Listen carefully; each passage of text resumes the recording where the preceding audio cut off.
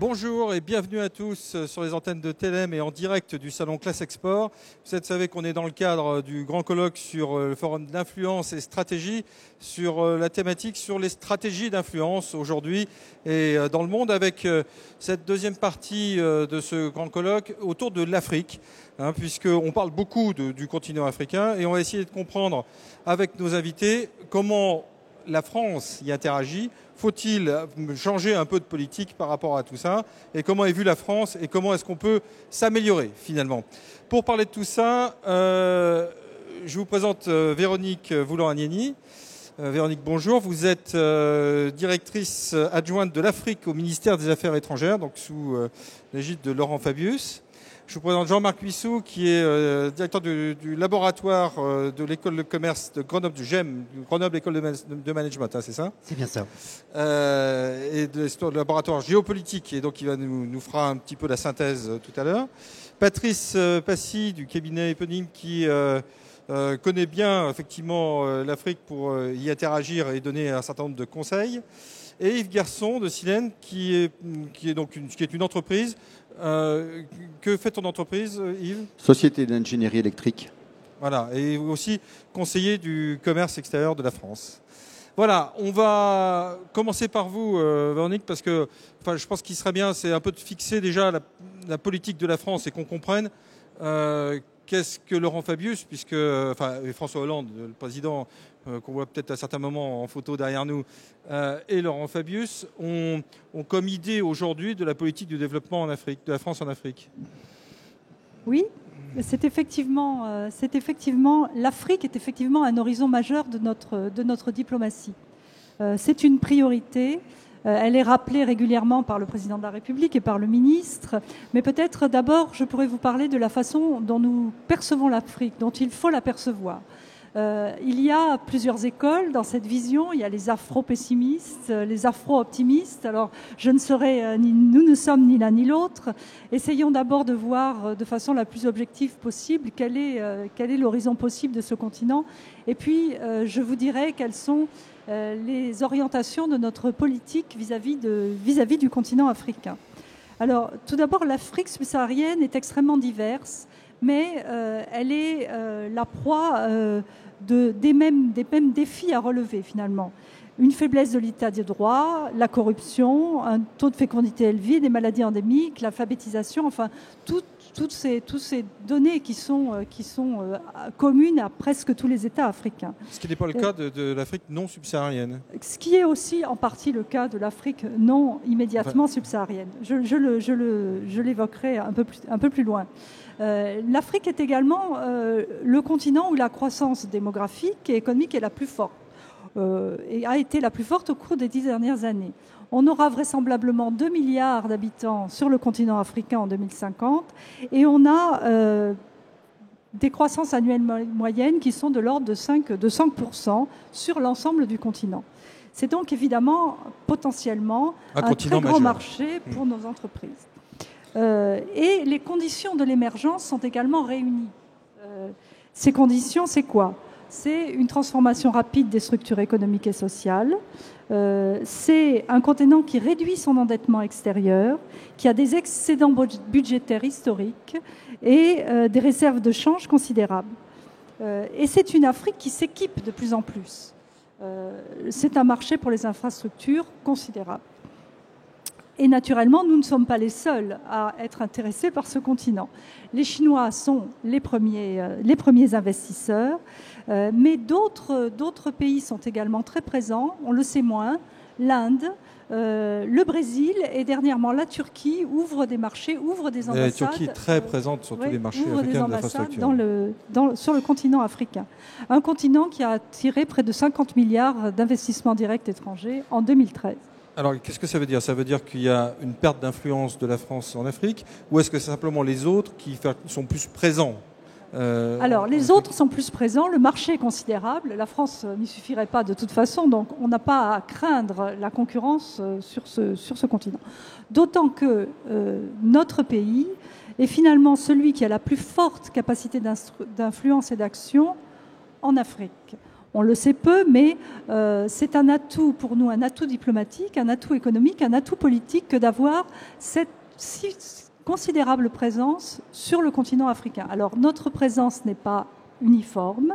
Elle est concentrée sur notre présence historique dans l'Afrique subsaharienne francophone. De nos anciennes colonies, quoi. En fait, il faut le dire les choses comme elles sont. Mais nous cherchons, et Laurent Fabius y est très attaché, à développer notre présence, notre influence et les marchés pour nos entreprises sur la totalité du continent.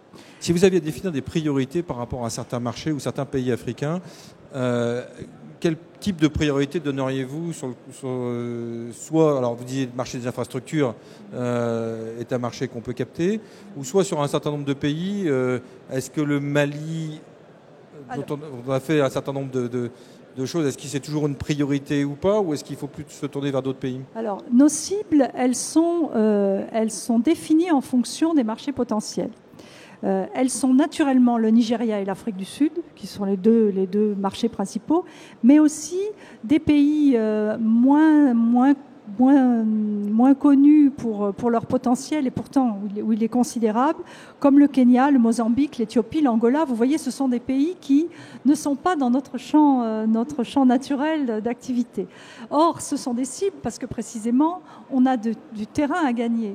Sur notre terrain traditionnel qui est l'Afrique francophone, il y a aussi de très belles cibles comme la Côte d'Ivoire qui aujourd'hui est en plein développement et nos atouts doivent être absolument exploités sur des terrains où nous avons l'habitude de travailler. Alors, on reviendra vers vous dans un instant. Je vais retourner vers M. Passy. Alors, comment c'est ressenti un peu sur le terrain? Donc, vous parcourez l'Afrique à longueur d'année.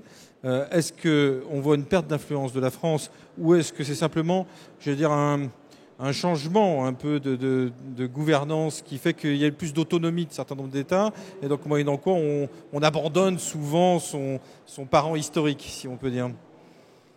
Moi, je parlerais plutôt d'un retard dans l'amorçage par rapport à l'évolution économique des pays de la zone franc. Quand je parle de retard, je prends l'exemple, aujourd'hui, la France propose une offre sur les produits à haute valeur ajoutée. Or, l'Afrique est en train de s'industrialiser. Donc, il y a inadéquation entre l'offre et la demande. Et les entreprises françaises, structurellement, n'ont pas toujours l'accompagnement de l'État ou la stratégie nécessaire pour s'adapter. Il y a la Chine qui apporte une réponse plutôt adaptée, l'Inde également, et dans une certaine mesure le Brésil. Il va falloir, je pense, tenir compte de cette évolution pour ne pas parler plutôt... Je ne parlerai pas de perte d'influence. Je pense plutôt que la France encaisse le coût de la mondialisation parce qu'elle ne l'a pas orchestré en Afrique, mais elle l'a subi. Et il va falloir maintenant, je pense, et c'est ce qui se passe, je constate, aller dans ce sens. Sinon, on parlerait dans quelques années de perte d'influence. Alors, on parlait de Côte d'Ivoire il y a quelques instants, comme on parlait de Sénégal ou de Mali, on peut en parler aussi avec Yves dans quelques secondes. Est-ce qu'il y a certains de ces pays qui ont, à votre avis, plus de potentiel sur lequel il faut vraiment se positionner? Ou quels sont les marchés sur lesquels, à votre avis, il faut vraiment qu'on soit plus présent, auxquels il faut qu'on se renforce? Par opportunisme économique, je comprends bien qu'on soit intéressé par les marchés anglophones. Il me semble qu'il faut quand même, lorsqu'on va vers ces pays anglophones, apporter quelques exemples de réussite. Je pense qu'il va falloir réinvestir dans les pays francophones parce que la France est le seul pays occidental à pouvoir disposer d'une influence et d'un rayonnement en Afrique francophone. Les États-Unis influencent, mais ne rayonnent pas en Afrique francophone. La Chine influence, mais ne rayonne pas. La France est ce seul pays. Et ce capital, il faut le préserver. Pour le préserver, il faut que la nature des rapports entre la France et les pays du champ s'adapte par rapport à l'évolution. Et dans 30 ans, l'Afrique aura pratiquement 2,4 milliards Et je suis étonné, par exemple, dans le domaine de la cosmétique, que L'Oréal qualifie le marché de la beauté africaine comme un marché ethnique. Vous voyez que dans le discours et dans la représentation, il y a encore du retard. C'est finalement dans une vingtaine d'années, c'est plutôt le marché français qui serait qualifié de marché ethnique. Donc il y a cette adaptation qu'il faudrait faire, il me semble. Alors, on parle dans certains pays d'Afrique, alors plutôt du Maghreb et un certain nombre, demain Jean-Louis Guigou par exemple de l'IPMED, porte souvent ce message. Alors je ne sais pas s'il est pertinent en Afrique, où on parle beaucoup de co-localisation ou d'entreprendre avec. Est-ce que c'est trop tôt en Afrique ou est-ce que c'est déjà une réalité? C'est-à-dire, est-ce qu'il faut aujourd'hui entreprendre avec des Africains ou est-ce que on fait, j'allais dire, encore tout seul? Allez, je commençais par Yves, parce que il m'a dit, je suis implanté au Mali tout à l'heure. Exact, je suis implanté au Mali. Donc au Mali, c'est une expérience avec une implantation malienne, avec un gérant malien. Et donc, il y a une gouvernance malienne dans ton entreprise. J'ai une gouvernance malienne dans mon entreprise. Donc ça fonctionne assez bien, je dirais même assez bien. Néanmoins, il faut fixer des objectifs et avoir un suivi. Si je prends un petit peu un langage sportif, je dirais qu'il faut un peu marquer à la culotte pour être sûr que les objectifs sont bien tenus, sont bien validés, quoi. Ça veut dire quoi? Il n'y a pas de méthodologie ou... Non, il faut définir un cap, il faut définir des objectifs, et puis il faut s'assurer que ceux-ci sont bien tenus, quoi. Alors, Silène est plutôt présent sur les marchés d'Afrique francophone ou sur l'ensemble de l'Afrique? Alors non, nous avons une présence sur les pays francophones, également sur les pays anglophones. Aujourd'hui, nous sommes implantés dans 2 pays qui sont le Mali et le Cameroun. Et puis, dans les pays anglophones, on exerce essentiellement aujourd'hui au Nigeria. D'accord. Alors, est-ce que c'est faux ou est-ce que c'est vrai que pour obtenir un certain nombre de marchés en Afrique, il faut systématiquement aller noyauter un certain nombre de ministères et passer par des ministres divers et variés pour arriver à faire sortir des marchés? Ça, c'est une question un peu compliquée. Je pense que l'Afrique, aujourd'hui, reste néanmoins l'Afrique. On essaye de ne pas y donner suite, mais c'est vrai qu'on est sollicité. Ça, c'est une réponse qui n'est pas une réponse. Hein. Si, c'est une réponse en disant que on peut pas aujourd'hui, les collectivités, on n'a pas les moyens de donner, on n'a pas les moyens de donner des commissions. Il faut appeler un chat, quoi. Au niveau gouvernemental, avant, il existait des possibilités. Aujourd'hui, ça n'existe plus. Pour les PME, en tout cas. Mon expérience, j'ai travaillé avec le ministère de la Pêche au Sénégal.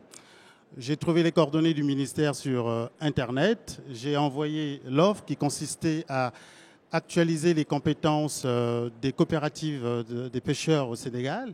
Cette offre a été acceptée. Nous avons reçu une réponse officielle de Madame la ministre et nous sommes allés travailler au Sénégal sans avoir déboursé un sou. Je pense qu'il faut évoluer sur la question parce que le marché se professionnalise, les habitudes aussi, et qu'il va falloir de plus en plus faire l'objet, mettre en avant plus de méthodes, de produits adaptés que de corruption.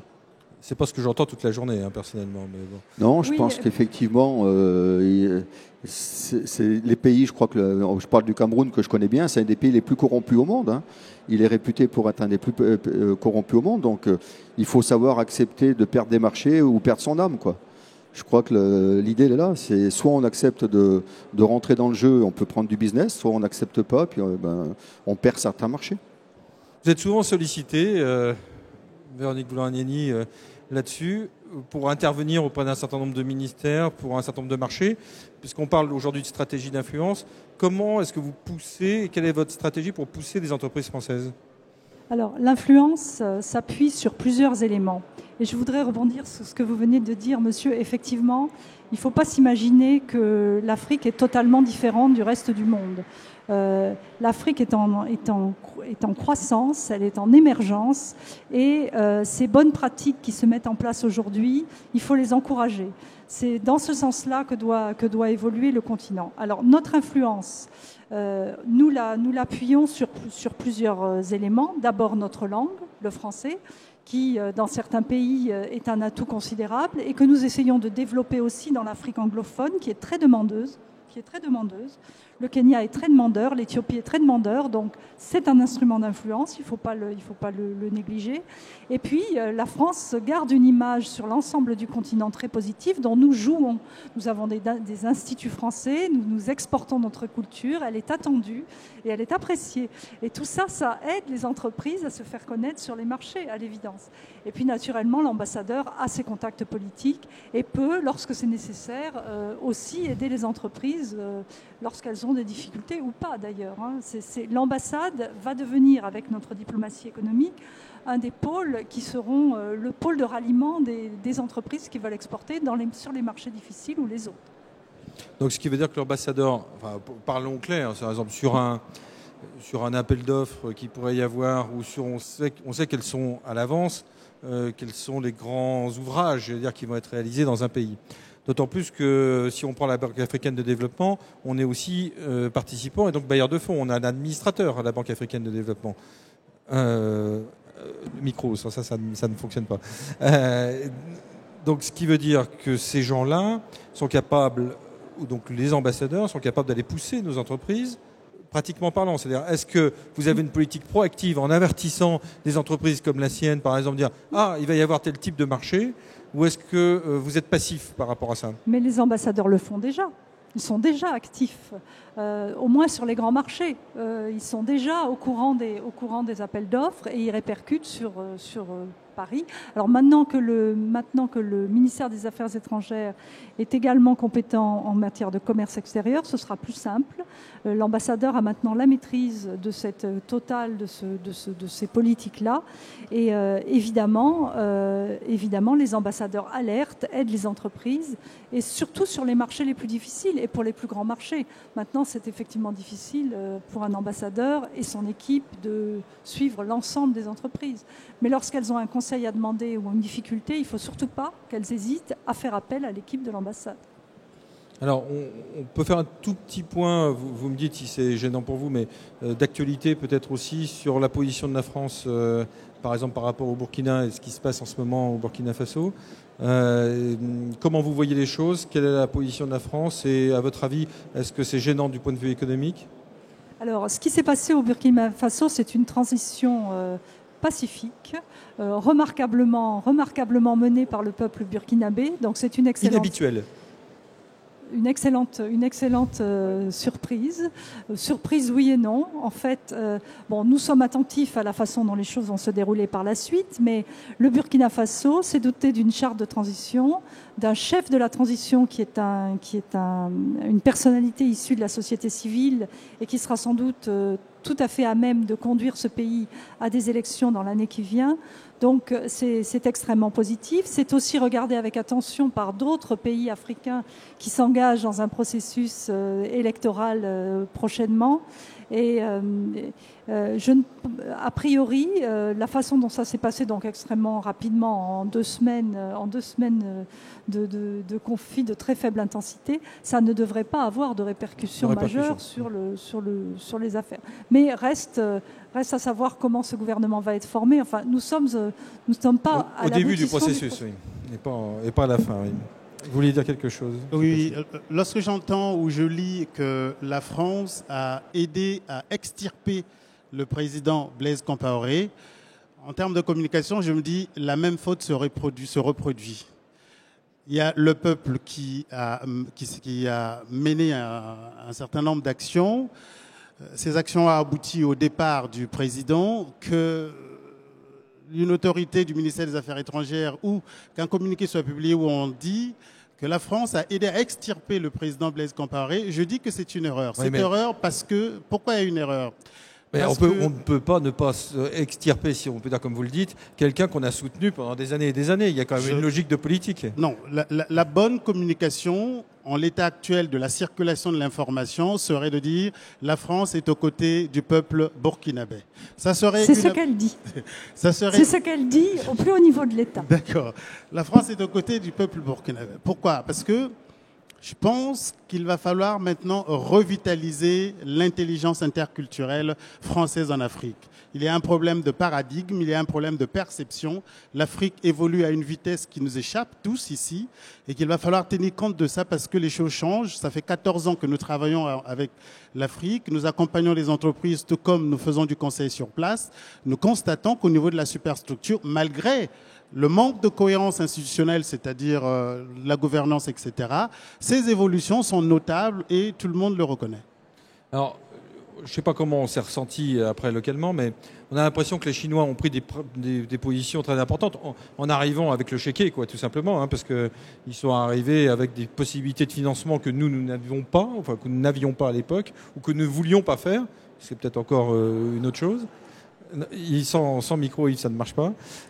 Je disais qu'aujourd'hui, moi qui suis chef d'entreprise sur l'Afrique, ma grande difficulté, c'est d'avoir des partenaires bancaires, d'avoir la COFAS, d'avoir tous ces grands organismes qui nous aident pour arriver avec des solutions de financement, parce que certains pays d'Africains ne sont pas très très riches.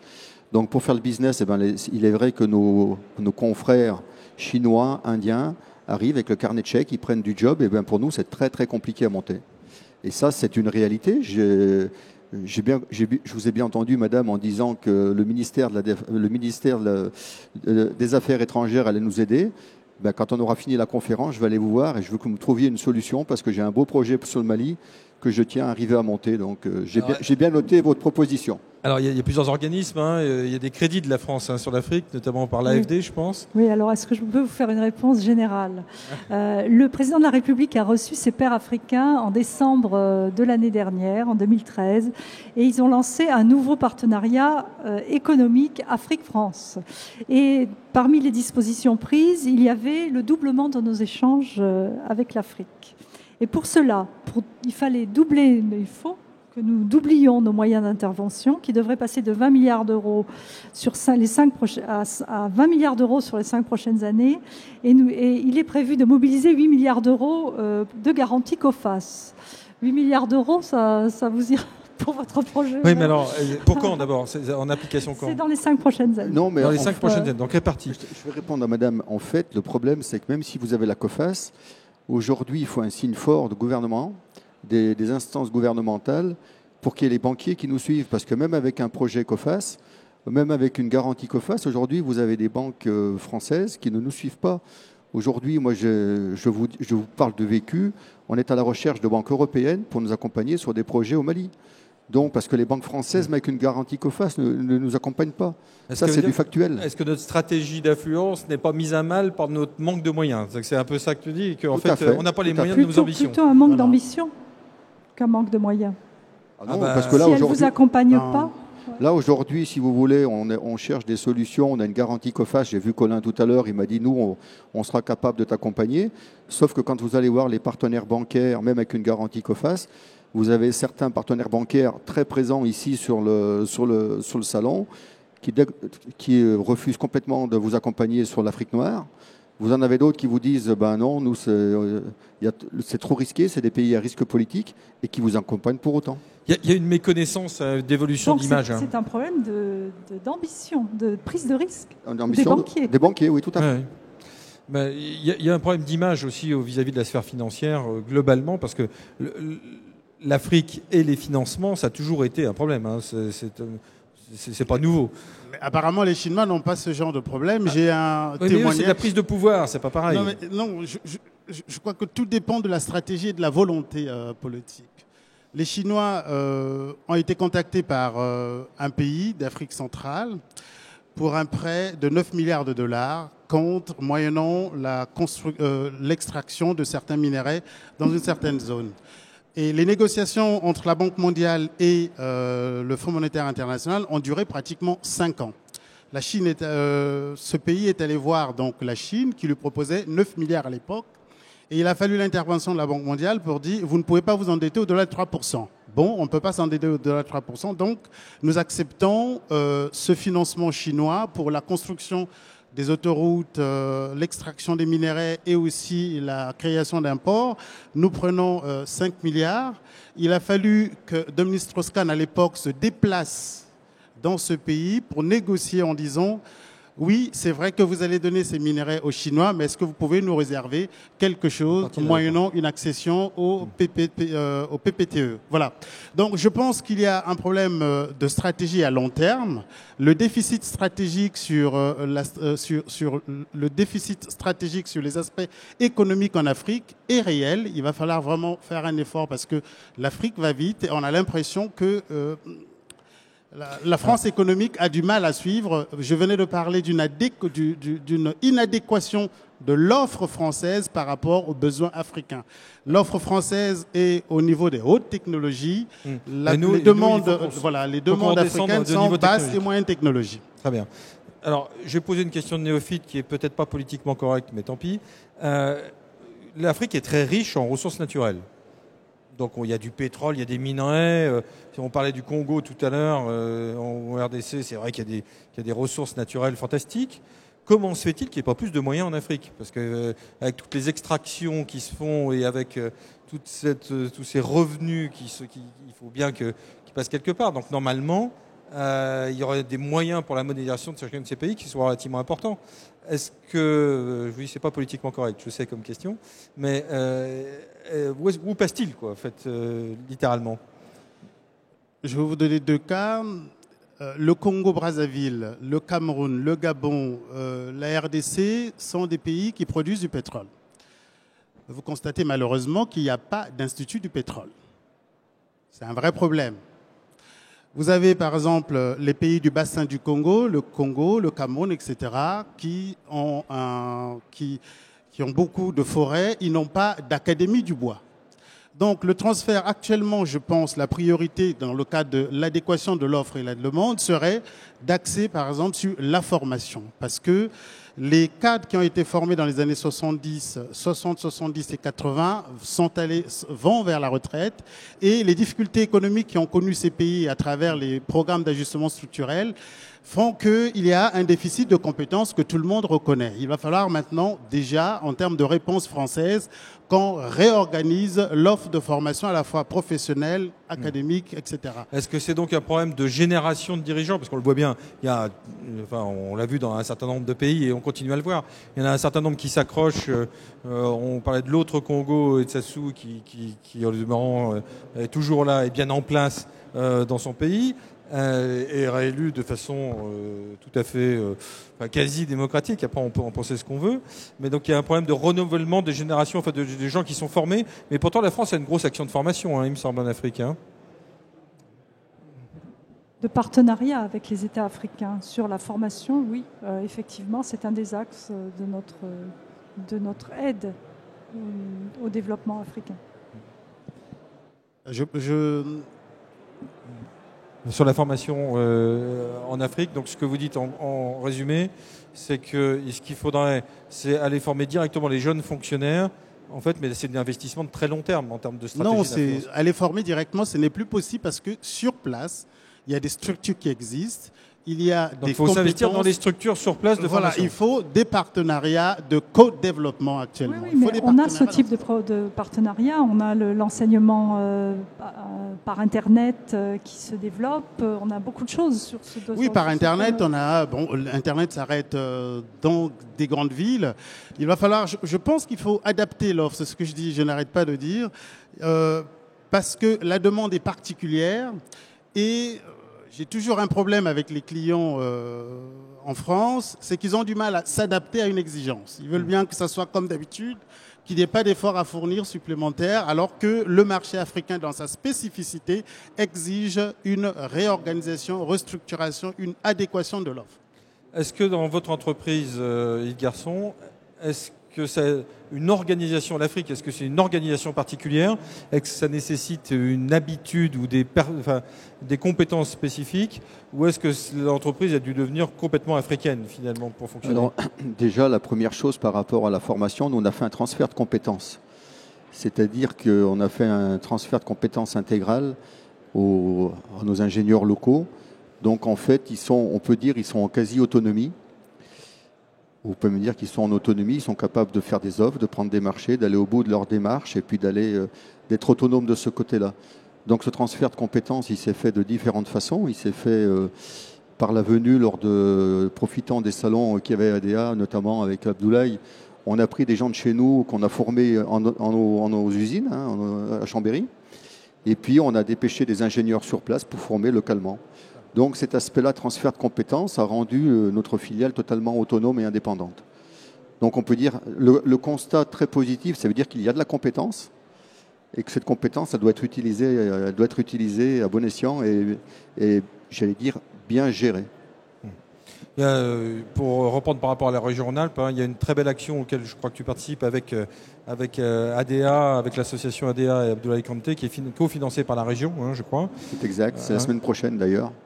Donc je demande aux sur le secteur de l'eau et de l'énergie. Sur le secteur de l'eau et de l'énergie. Voilà, mais par rapport à ce que disait tout à l'heure M. Passy, je pense aussi que les Africains sont quand même très friands des nouvelles technologies. J'entendais ce que tu disais, mais c'est vrai qu'ils sont très friands des nouvelles technologies. À titre curiosité, quoi, mais pas forcément à titre acheteur. Alors. Même aussi à titre acheteur. Aujourd'hui, on a des projets de solaire, on a des projets en solaire en photovoltaïque, il y a des projets d'éoliennes, il y a beaucoup de projets. Et je pense que ça mérite d'être structuré, cette approche-là. Mais ils sont très friands de nouvelles technologies. Jean-Marc, on arrive un peu à la fin de ce débat. Alors, vous dirigez le centre d'études. Le centre d'études. Voilà, je dis l'observatoire, mais c'est le centre d'études. Vous avez d'ailleurs un festival, je crois, de géopolitique. Oui, c'est ça, qui aura lieu cette année du 12 au 15 mars sur la thématique des frontières. C'est quoi un festival ? C'est un rendez-vous multidisciplinaire et multi-expérience, je dirais, pour tous les publics, d'intelligence à la fois économique, politique, sociale et culturelle sur les thématiques qui sont les nôtres. Qui aura lieu donc ? Alors, qui aura lieu à Grenoble du 12 au 15 mars. Prochain. Voilà. Alors, faites-nous un peu la synthèse telle que vous voyez, puisque vous êtes un homme de synthèse, un peu de débat par rapport à notre stratégie d'influence en Afrique. Comment vous pourriez nous synthétiser un peu ce débat ? Alors, moi, je voudrais quand même essayer de mettre en surlignage, si vous voulez, quelque chose que j'ai cru entendre, que j'ai pas entendu à proprement parler, mais que j'ai cru entendre. J'ai l'impression que quand, en tant que Français, on parle de notre position en Afrique, eh bien, en gros, on dit la même chose, avec les mêmes intentions que quand on parle du chômage, de la croissance, c'est-à-dire qu'on se sous-estime. On fait des erreurs, ça c'est certain. On a, comme le disait M. Passy, peut-être pas compris que c'est un continent en transition, qui arrive aujourd'hui dans une phase où les élites sont mieux formées, plus nombreuses, où la classe moyenne, pour prendre des catégories qui d'ailleurs ne sont pas forcément toujours pertinentes, se développe et est demandeuse de confort, de consommation, de santé, d'infrastructures et ainsi de suite. Et il faut qu'on ait cette conscience que c'est un continent qui est en transition et que nous aussi, il faut qu'on change notre attitude par rapport à lui. Mais la première chose à faire, c'est qu'on commence par avoir confiance, qu'on commence par arrêter de considérer aussi que c'est un continent unique, et ça on l'a dit aussi, l'Afrique est extraordinairement diverse, il y a des zones en crise, mais il y a énormément de zones où tout se passe bien aussi, ou à peu près. C'est un continent sur lequel, grosso modo, la démocratie progresse quand même depuis une trentaine d'années. C'est un continent, vous demandiez tout à l'heure où était passé l'argent de la richesse naturelle de l'Afrique, qui a divisé par 3 son endettement global dans les 15 dernières années, et c'est en partie là qu'est passée la richesse du sous-sol africain. Aujourd'hui, la dette, c'est un problème de pays développés, c'est plus le scandale de l'Afrique subsaharienne comme ce l'était il y a 20 ans encore. Donc il y a quelque chose qui est en train de se passer, à condition qu'on prenne ce continent pour ce qu'il est, ou du moins ces régions pour ce qu'elles sont, ces populations pour ce qu'elles sont, qu'on leur demande ce qu'elles veulent et qu'on ne vienne pas avec des solutions préfaites qu'on espère vendre tout simplement parce qu'il y a de l'argent. Je suis un peu inquiet de voir dans le discours économique sur le continent africain aujourd'hui la même chose que ce qu'on a vu sur la Chine il y a 25 ans. Il y a de la croissance, il faut qu'on y aille et qu'on prenne notre part.